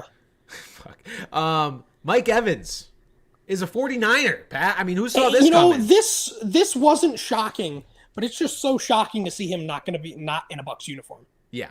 Yeah, Which is funny because I'd argue the 49ers and the Bucs have like the most similar kind of uniform palette scheme in the whole league anyway. Like the reddish silver kind of deal. Yeah. So like relatively similar. It's not like we're looking at him in some whack ass jersey, but what a run. What a run he had in Tampa, and I guess it just seemed like everyone thought it was time. Yeah, it's I wonder if the Tom Brady experience kind of rubbed off on him a little bit, where Brady went to the Bucs strictly because he wanted a new challenge late in his career, and obviously Mike and Tom were close, and you wonder if Mike got it in his head that he wants to do that too. I mean, look, he's accomplished everything he could possibly accomplish in Tampa. I think we just thought he would never leave because he felt like one of those Larry Fitzgerald kind of guys who never was going to leave. But guy won a Super Bowl. Guy's been has gotten all the accolades as a receiver, and now he's going to go to San Francisco and probably have a much better chance at winning another Super Bowl than he would have staying in Tampa Bay. The only concern here is, Pat, that electrical substation might come out to play. I think his hammies are already his hammies are already feeling a disturbance in the force, if you know what I'm saying. For the love of God. Well, look, no, it is ironic and funny that you get probably the most injury prone, and look, he plays a lot. He gets 1,000 yards almost every year except last year, but you've got a guy who seemingly has a nagging injury every single year, and that guy goes to just the most nagging injurious team in the entire NFL with the 49ers. So certainly an interesting fit in that sense, but looking at a him being healthy standpoint, it's an incredible fit with the 49ers. This is their Devontae Adams to the Rams. This is their finally getting this alpha X receiver that they've been wanting. Yeah. I think if he's healthy, he's going to be an absolute beast. I'll be curious to see where his fantasy stock ends up as far as where he's getting drafted. Because, look, they made a 3-year commitment to him. I think he's going to be motivated. I think he's going to be rejuvenated. Not that he wasn't productive, in Tampa this entire time as well. But this is one where the fit just feels really good. I think he's a guy that they've obviously got big plans for. And looking at their receiving core, it's like it's him and Ricky Pearsall, and that's it. Juwan Jennings is a free agent. Brandon Ayuk is on Mars. George Kittle tore his Achilles. So like this is going to be a big part of their offense and part of a really good offense. Like it's Kyle Shanahan, man. It's Brock Purdy. Like I think he's going to have every opportunity to succeed, and I'm really excited to see what he can do in San Fran. Looking at the Buccaneers, the void that he leaves. Yeah. I mean, I don't even think ew. I think there's some really nice value here, and I'm not even looking at Chris Godwin. I'm looking at, obviously, Emeka Egbuka, who was banged up for the entire second half of last year. I'm willing to kind of give him a bit of a fresh start. Absolutely. And look more at what he did in the first month or two of the season as hopefully what he could do the rest of his career, especially with no Mike Evans in the picture. And then, Pat, even Jalen McMillan. Jalen McMillan. We've been talking about him for years. Yeah, returned at the end of last year, was productive. He's going to be a guy that's going to get more of a full-time role here. I love Jalen McMillan as just a dart throw late-round pick because I think he could be a big part of what is still going to be a pretty high-volume passing offense. A guy like Baker Mayfield who loves to sling the ball.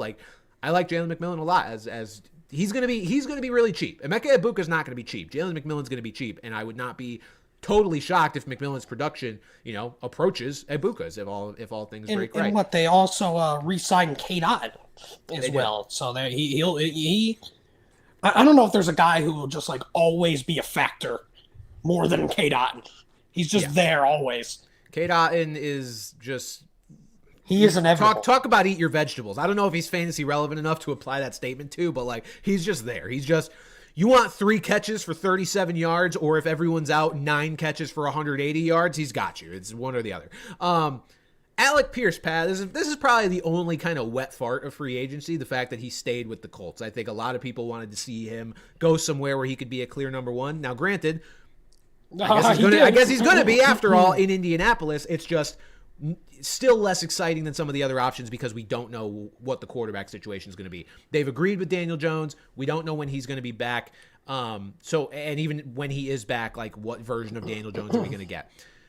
Either way, Alec Pierce is staying with the Colts. He's probably in line for a good amount of targets. He's going to be an interesting fantasy piece because of that.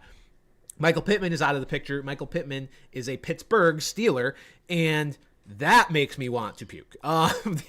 Michael Pittman was already a guy that it didn't feel good to own in fantasy football.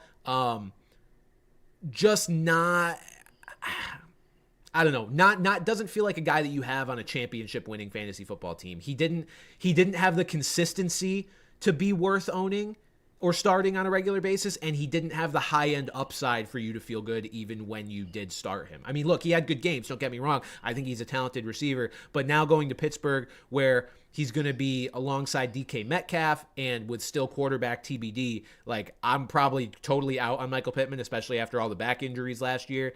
Seems like a good guy, good player, but him and DK Metcalf just feels fucking so gross in Pittsburgh. I don't know if you feel differently about kind of the vibe of that situation.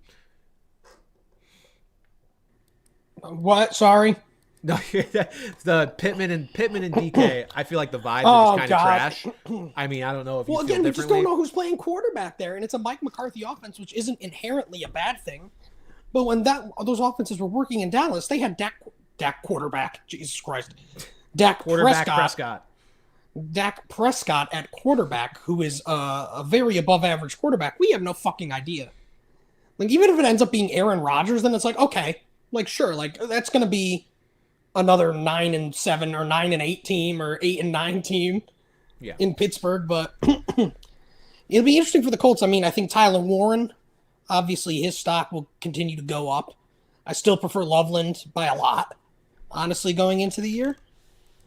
Pierce, we'll see how it goes. He always has that Gabe Davis association with him of being just this boom bust guy that it's just so hard to lock in on. But he was really fucking good this past. There's no denying that he earned at least near this money.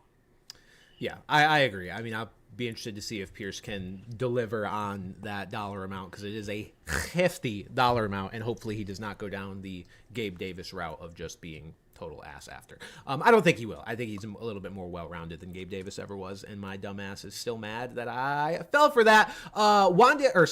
Romeo Doubs first to the Patriots. Talked about it a little bit before where you can only, if you're the Patriots, play to the free agent hand you're dealt. If Alec Pierce wasn't going to leave Indy, he wasn't going to leave Indy. And if Mike Evans, I don't know. I'd be interested to know if there was any sort of push from the Patriots to sign Mike Evans, if they made a real concerted effort. If they didn't, I would have a bit of an issue with that they are settling for Doubs instead. But let's just assume that Evans didn't want to go to New England, which honestly might be a fair assumption because he might have just wanted to play somewhere fucking warm. He played in Tampa his whole career, and is going to San Francisco now. Looking at Romeo Doubs, though, like, I think next best option, right?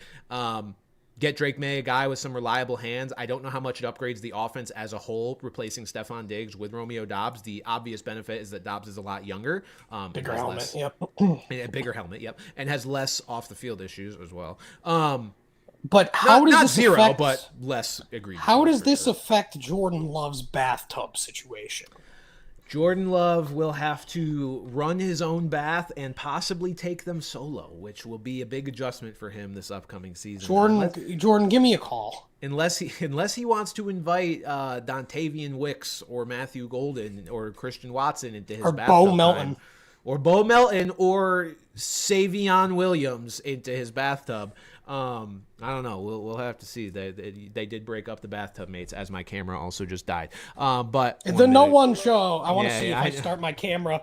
If you just see any tit on me, I would probably not. It's probably hidden behind this picture. It's dark in here anyway. Can you one guys second. see I'm gonna get a battery. Hold on. The Pat Show. Let me get a little light in here. I just don't want you guys to see my freakish man boobs, to be honest. All right, hold on. Let me replace this. Romeo Doubs. Oh, there's you can see a little shoulder. See the bottom of your beard, I think, as well. The Pat Show. Yeah, I can't really. So because it's like a cropped video, so I can't really see your shoulder. It shows like your beard, basically. That's fine. My fucking 7 chins. I'll tell you what. I barely fucking ate anything in the hospital, so I better have lost weight. And since I've gotten home, I got home yesterday at like 2:00. The only thing I've put in my body is water, Diet Pepsi, and peanut M&Ms. That's me on any given day, so that's. I was gonna say, so like I'm not that like different. I feel like I've got to be losing a few lbs here. I was on a total no food diet for 2 days, so yeah, or water. I ate ice chips for 2 days, man. It was tasty. It was rough. Well, you do that. So we just talked about Romeo Doubs. Well, let's real quick, just the fantasy aspect of Romeo Doubs. I just want to touch on, like, I don't think we're looking at a situation where Romeo Doubs is like going to be a fun fantasy guy to own. I think you're kind of looking at a fairly similar situation to Green Bay, where it's like he's probably the best of the guys, but like, is he enough of the best of the guys to like really make a difference and be startable for your fantasy team on a regular basis? I don't think so, because I think you're looking at, like, we've got Hunter Henry. We've got Kayshon Bouttie's going to keep catching those deep balls. We've got, Demario Douglas is still so involved. I think you need to be a little bit higher of a pedigree player to be able to consistently put up like wide receiver 1 or 2 numbers if you're Romeo Doubs in that offense. And I just don't know that he's that guy. And also, they haven't completely shut the door on an A.J. Brown possibility. So we'll see what that leads to. But even if they head in with just this receiving core, like, Doubs is like maybe a flex guy, maybe. And even that I wouldn't feel great about. I feel better about him as a real life player than I do any sort of fantasy player. And then looking at the Packers situation, I think we kind of expected him to be gone. So it's really pick your poison, right? I think Christian Watson I like as a flex guy. As long as he's healthy and his hamstrings are cooperative, he's been really good for Green Bay. Tucker Kraft will be back on the menu if he's able to and healthy. And then Matthew Golden is kind of like a if you want to kind of guy. I'm not sure how I feel about Matthew Golden right now. I feel like he's dicey, and I feel like people are going to look at that one touchdown he scored in the playoffs and kind of put a little too much stock into that one. And then Dontavian Wicks is Dontavian Wicks. But that's where I'm at with that, Pat. And then next we've got Wandale Robinson to the Titans. This was, I think, the most expected signing because of Pat's profile picture here looking like Brian Daboll. Our boy Brian Daboll going to the Titans as their offensive coordinator. That Wandale has been linked to them for a while now, even before free agency began, and he ends up there. I'm interested. I'm a little interested in Wandale in an offense that I think could bounce back. He's got a good quarterback in Cam Ward, and he's kind of the only fucking receiver there. Like, he's going to play all the snaps that he can handle. And I think he's going to be productive with them. So, Pat, how do you feel about good old Wandale to the Tennessee Titans? Well, Pat might be slugging Percocets again. That's okay. we need to let Pat recover the best he can. Actually, wait, did I? No, I don't think I did anything. Hold on. Sorry, one sec. Technical difficulties, folks. Just making sure. Pat, you there? Hello? Are you muted? Did you mute yourself? Okay. We love the technical difficulties of the remote streams also while Pat is actively on recovery drugs, but that's okay. I will give him a moment. And hold on, wait. Let me do this. I'm gonna play. I could play the music in the interim. Pat says he is here and talking, but he lost me. Oh wait, hold on. There Can you are. hear me? There you are. It just must not have worked. I refreshed and it didn't work.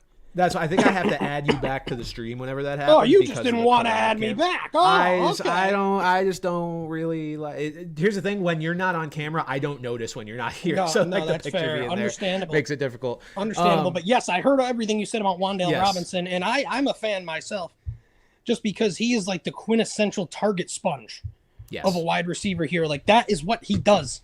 Is the ultimate security blanket. We saw it for Daniel Jones. We saw it last year for Jackson Dart. And I think Cam Ward needs that kind of guy. I mean, I certainly think we'll see Tennessee address more offensive skill positions in the draft here.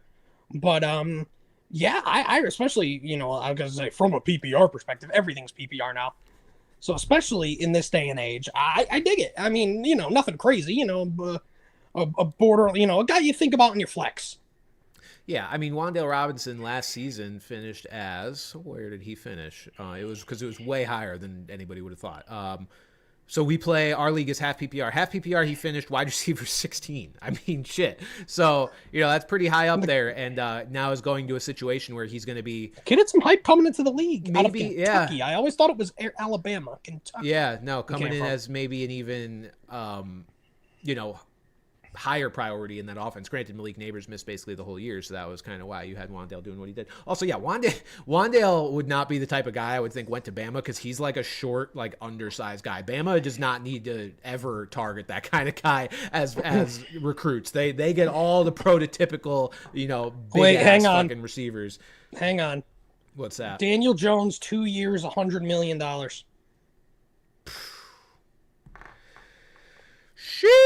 I mean, actually, I'm going to hit it. Here comes the money. Here we go. Money talk. Here comes the money. Money. Dollar. Daniel Jones gets his bag. Breaking news. My word, did he get a bag. All right, I mean, look, I feel like where I would have expected him to get. It's just the quarterback market is what it is. I know Dak's getting $60 million a year. He's the highest paid, and so Daniel getting $50 a year. But Dak has been consistently good when he's playing, when he's not injured. Yeah, but here's the thing, Pat. $50 million a year, it only makes him the 1, 2, 3, 4, 5, 6, 7, 8, 9, 10, 11, 12th highest paid quarterback in the league. It's Daniel Jones.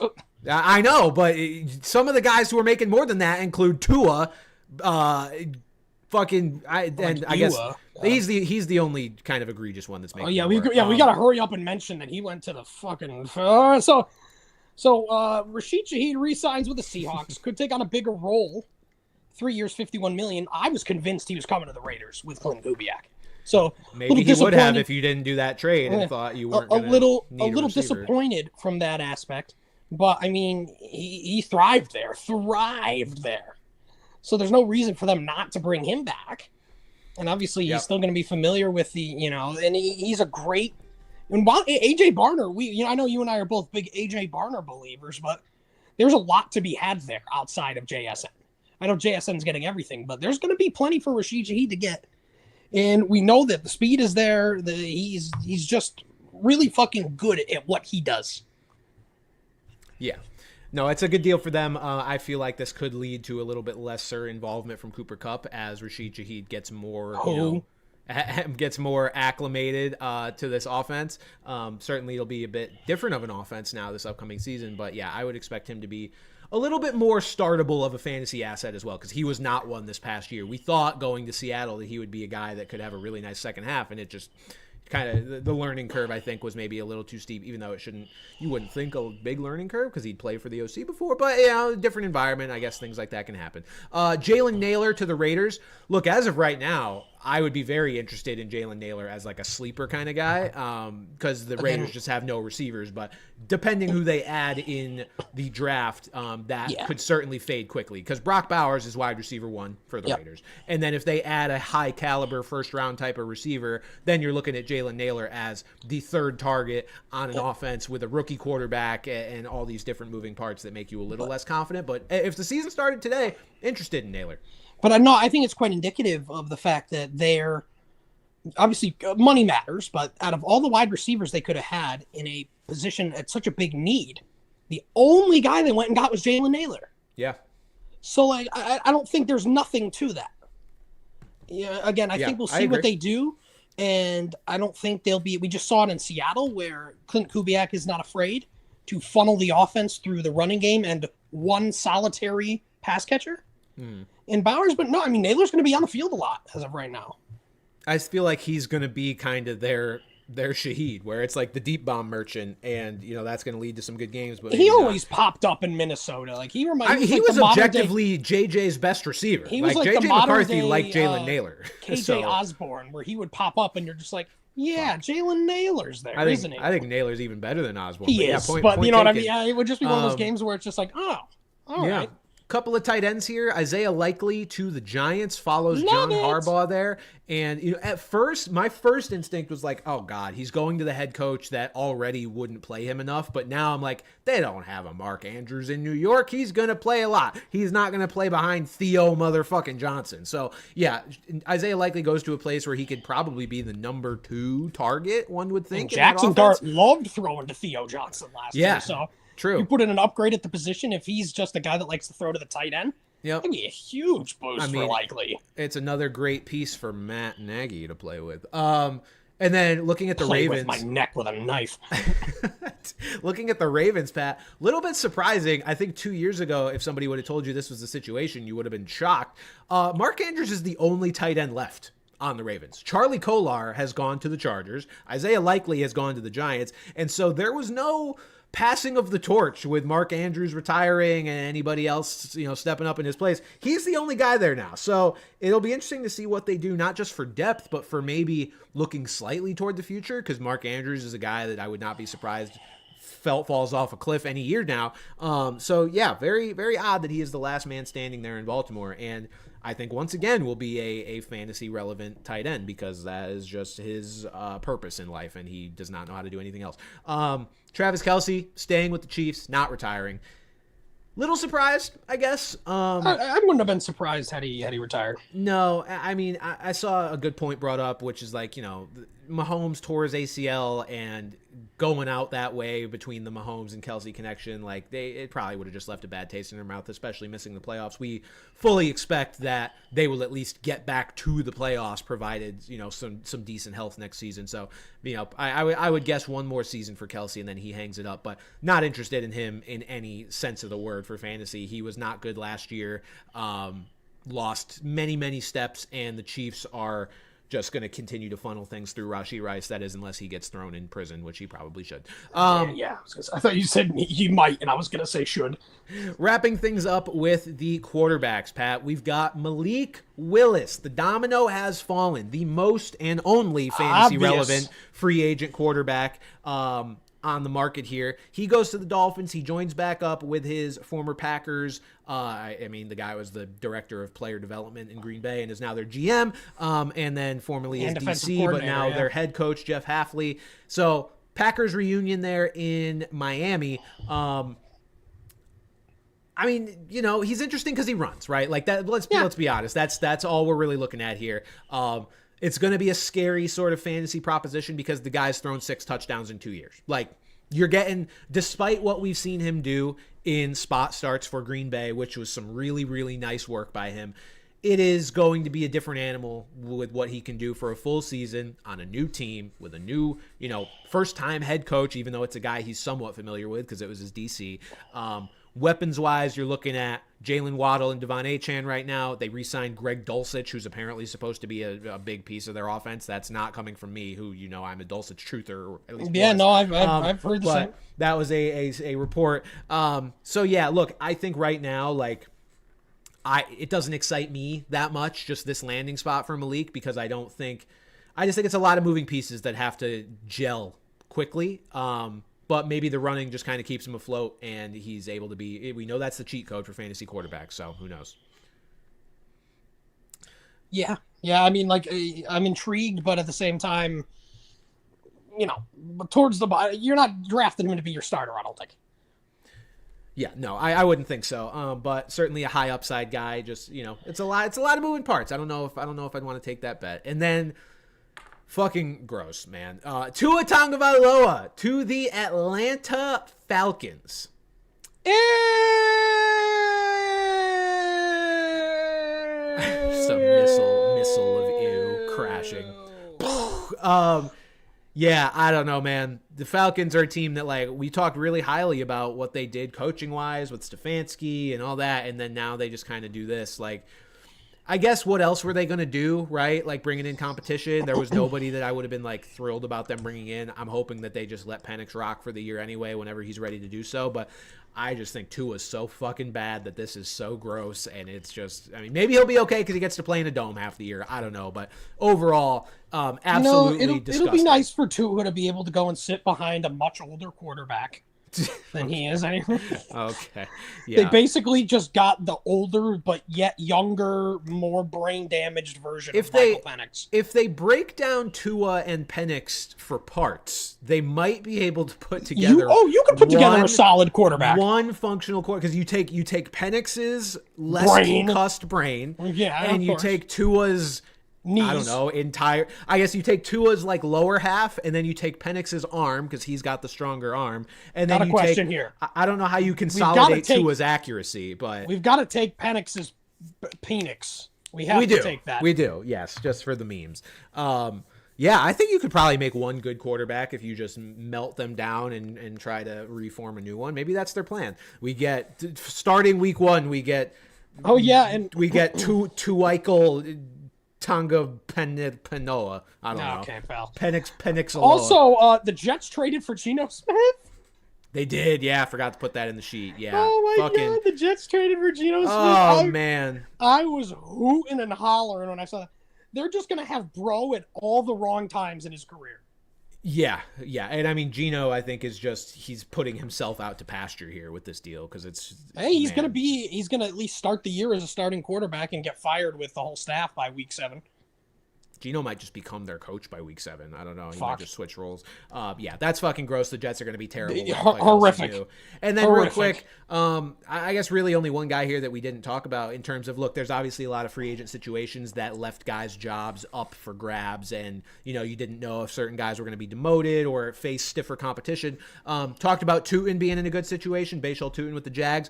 RJ Harvey, kind of a neutral situation. They don't seem to like him, but they didn't bring in anybody new. They just re-signed Dobbins. The biggest winner so far, Pat, is Cam Scatterbo, because there was talk about them bringing in a very high-profile running back. Kenneth Walker, potentially. Yeah. Turns out maybe that was just some smoke, and granted they could still do this, but maybe it was just some smoke for them to get teams to believe they're going to take Jeremiah Love at 5, and hopefully get them to trade up for him. If they take Jeremiah Love, different situations. But as far as free agency goes, no ETN coming to New York, no Kenneth Walker coming to New York. That is a big win for Cam Scatterbo and his outlook. Players still available. Obviously, plenty of guys out there that we will monitor and talk about next time we meet with you guys. Kyler Murray, Aaron Rodgers, Austin Eckler, Tyreek Hill, Jawan Jennings, Christian Kirk, Debo Samuel, Chigakonkwo, Zach Ertz, Darnell Mooney. Brandon? Yes. That does not... Oh, you changed it in the show sheet, you dick. I'm not putting Charlie Kirk in the show sheet. I put Charlie Kirk in the show sheet to try to throw him. No, you didn't throw me. I know how to read. But those are the guys still available. We will monitor all of these trends here as we go along. But that will do it for this episode. We're going to answer some viewer questions for those of you joining us live. But for the general show, thank you guys for tuning in. Big Free Agency Show. For Pat Gustafson, I'm Brandon Carney, and we'll see you next time. Phoenix. Bye-bye. We also just didn't do a dad joke at the start of the show because we were dealing with such technical difficulties. It wasn't even technical difficulties, bro. I literally, I'm so used to being in person where I just mute the whole computer. Yeah. I also didn't have because a I'm joke talking ready anyway, so I muted the whole computer instead of I meant to mute my YouTube window, and instead I just muted everything, and then I looked at you talking, and I'm like, oh. Naturally. Okay, I'm gonna see if there's. I'm still trying to figure out if there's a way that I can put the chats on the screen, but I don't. Pull your meat out. Well, do you have a magnifying glass on it? Let's see. Community moderation, participant. Okay, whatever. I'm just gonna read them. I do have all of them in front of me this time. Omega Recon $4.99. Thank you, man. Said, I think people forget the Ravens got burned on Jair Alexander, so they're extremely injury conscious. They wanted Maxx Crosby. Let's be fair. No, I will not be fair. When they failed him for a physical for an injury that they knew he had. Didn't Jair Alexander just not want to play football potentially either? Jair Alexander was also washed as fuck by the time he got the Baltimore. That was also, such a different situation. I read a report from Schefter saying that they consulted multiple doctors across the league, including the Cowboys. The Ravens did before failing the physical. Which, do I believe that? Yeah. Do I also believe that's kind of like doctors said, yeah, that's bad, and it's kind of bullshit? Yeah, I believe that too. Yeah, it's just a bad look. There's no justifying failing a guy for an injury that we already knew he had, unless there's something different in there that we are unaware about, which has not been reported. So, Voss Boss with $5 said, love your work, big dog. We talking fantasy. Will you be playing some UFL fantasy this year? I'm excited about my Houston Gamblers winning the chip. God damn it. I am a degenerate. I am not that much of a degenerate. No, I do not follow the UFL. I say this every offseason, but I use the NFL offseason as my time to also kind of reset, recharge, follow some other sports, not have to be so in the weeds of a sport just because it is played on a gridiron. I'm not that much of an addict of the game of football specifically to where I need or want to follow all these other leagues. I barely even watch college football. I am an NFL guy. That's where my heart is. That's the league I care about. Might catch a UFL game here or there, but no, that's not my thing. Joshua Hall with $5 said, can't believe the Ravens pulled off such a crazy double cross. They completely screwed the Raiders as well as every other team in the league. Yeah, it's not a great. Yeah, it's not. Unless they can really come out and definitively defend what happened, then right. There's always going to be a nasty aftertaste of this.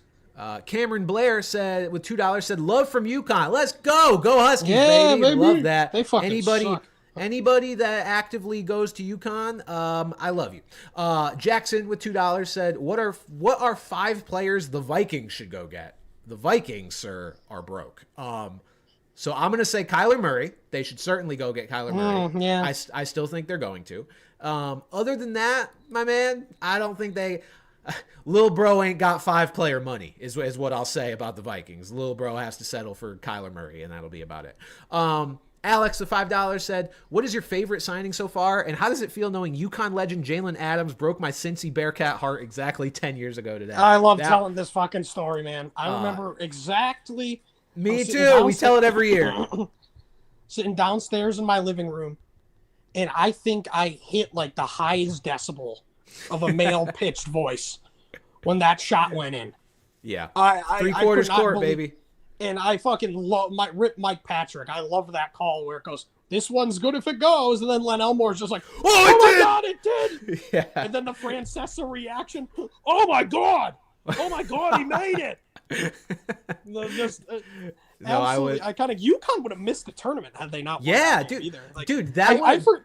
I was so defeated in that moment because they were basically done for. Bro, that was the one tournament in my 4 years at UConn that they made, and they barely made that one. And what they lost to Colorado is in the 8-9 game. They beat they won their first round game. They beat Colorado against They beat Colorado, and then they got shellacked by Kansas in the second round is what happened. Yes. Yeah. But, man, out of all those UConn teams, man, Jalen Adams got fucking boned. I love Jalen. He was there through the absolute – him and Boatwright got a little taste of success, but, Jalen was there through absolute – ship, yeah. Jalen was there through the dog days of that program, man. He deserved so much better. And actual football question. Favorite signing so far? Favorite signing so far? Ooh, I mean, that's a very good question. I mean, man, strictly for fit, like I hate it, but it has to be Kenneth Walker. Like I despite it being the Chiefs, I am excited to see, for Kenneth Walker's sake, what he can do with that team on a good offense. Like I think he's going to put up some really nice numbers. So, but I almost threw up live on pod. I will be biased and say Tyler Linderbaum. I think that's a good shout. I mean, I think that's totally fair for a team like the Raiders that desperately need to protect Mendoza so he doesn't fucking die. I like that. Lil Cheek Clapper 98 with $4.99 said, I think both the Chiefs and Saints signed backs under the impression that Love will be gone by the time they pick. Chiefs most likely take DB. I mean, yeah, it's possible. I don't know that Love will be gone by the Chiefs pick, but he very well might be. I think they might just like Kenneth Walker better than Love. I don't know. Kenneth Walker's Super Bowl MVP. He's really good. But maybe. I also think there's a good chance that a team may jump up and snipe to try to get Jeremiah Love anyway, even if, a team is not currently in front of the Saints or the Chiefs. I think they very well could be come draft night. Yeah. Silver 6824 with $5 said, weirdest favorite team combos you've seen. I'm first a Green Bay fan because it's Patriots, my dad's Yankees, team. Nuggets. These are all football teams, Pat, so I don't know what's going on here. He said, I'm first a Green Bay fan, my dad's team, then San Francisco, mom's team, and third a Rams fan, my grandpa's team and where I'm from. Brother, you can't have 3 NFC teams as your favorite team. At least two of them are in the same division. Yeah, I was going to say, two of them are pretty heated rivals at this point. There needs to at least be a clear, priority list of these teams, right? Like, I don't mind you being like, I don't mind seeing the Niners win because it's my mom's team, so I'll root for them if they're in the situation. But, they can't all just be your team. That's excessive. Weirdest favorite team combos overall? I'm definitely up there. Patriots, Yankees, Nuggets, UConn is questionable. This is what you get when you get people that grow up in Connecticut, because a bunch of my friends are the same way. Our boy Gary just likes all the green teams. He's a fucking Packers, Celtics, and Athletics fan. Our boy Finn is a Saints, a lunatic. Saints, Nationals, and Kings fan. So yeah, we're all over the fucking place, man. All my friends are perfect for this. I when I was Yankees Giants, it made more sense because of the New York thing, because I've been so anti-Boston my whole life. But now that I'm Yankees, Raiders, and Lakers, it's just sort of okay. I'm being a Cowboys fan away from doing the thing. Yes, you were very close to doing it. You go root for Duke, you fucking asshole. God, I started rooting for the Lakers when Kobe was there, man. Oh, it was so long ago. Shut up. Call me G. Don't care. You should have been rooting for a team in the womb. Call me G with $9.99 said, hi, Bran. I'm the guy that rage baited the Amon-Ra St. Brown trade. It leads me to my question. If a team came and called about Christian Gonzalez, what's your price? A couple firsts and a player? Multiple picks? Yeah. It'd have to be 2 firsts at least, and probably a good player. And that would be, I don't know that you're getting 3 firsts for anybody that's not a quarterback ever. So I'll say 2 firsts and a really good player, is a receiver type of guy is probably where we'd have to be with that.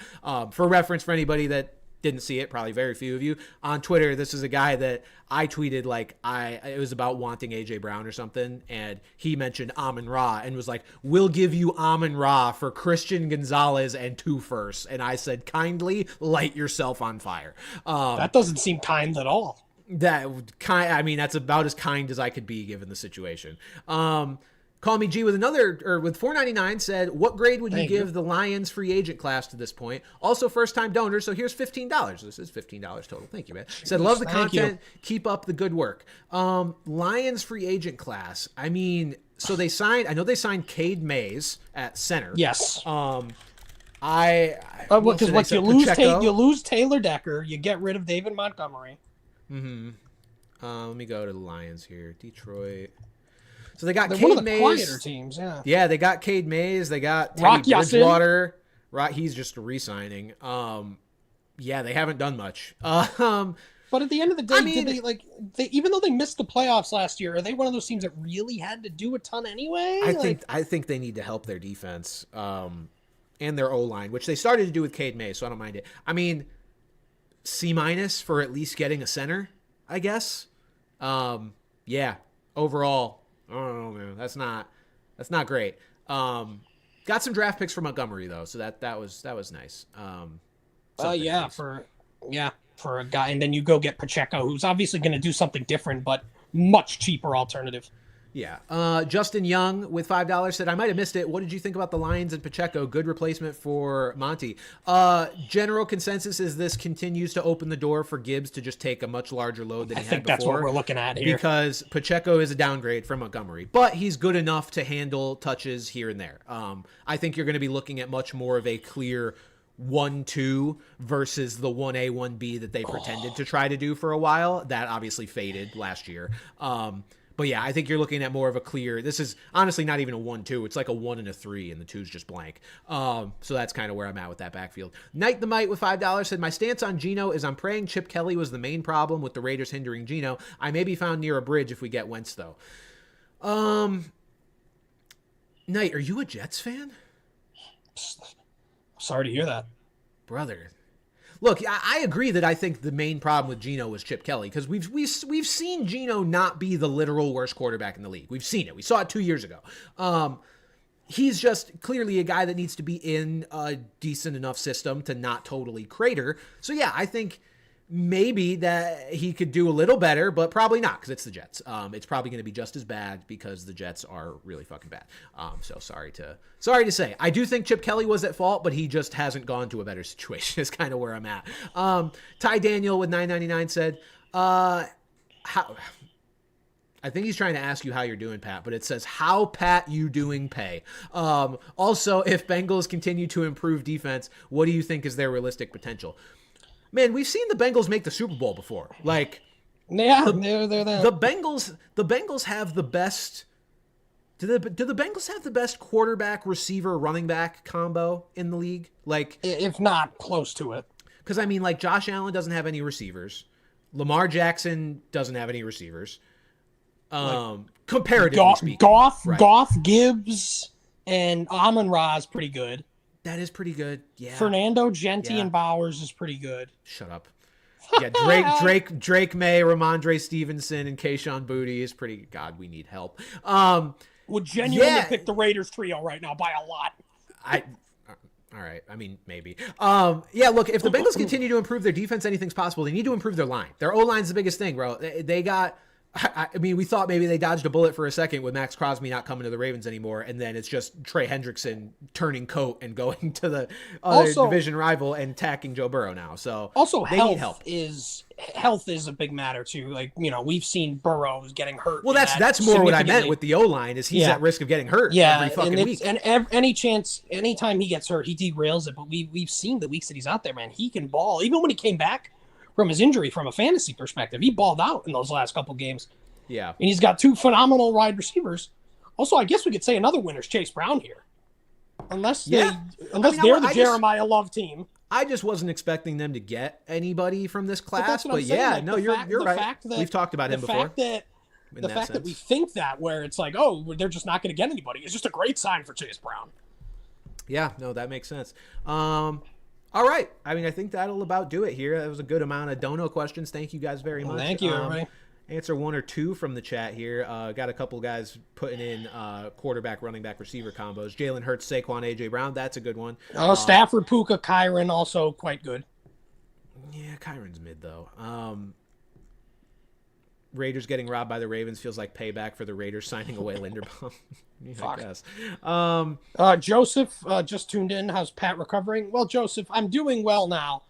But unfortunately, I caught COVID in between my two surgeries and wound up being in the hospital for an entire week when I thought it was going to be 3 nights. So that is how I'm doing. But I am home, and compared to how I felt 24 hours ago, I'm doing quite well. Thank you for asking.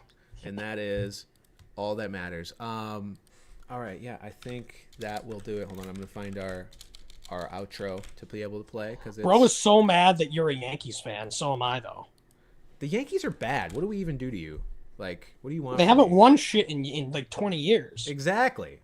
Exactly. Like, I don't know. We're pretty inoffensive at this point. Fucking take your beef with the Dodgers. I was gonna say the Yankees from the 2000s, but times 5. Like, fuck off. with just way Shame on more you for money. being a Yankees fan. You suck me dry, pal. All right, that'll do When's it our for this fantasy episode. draft?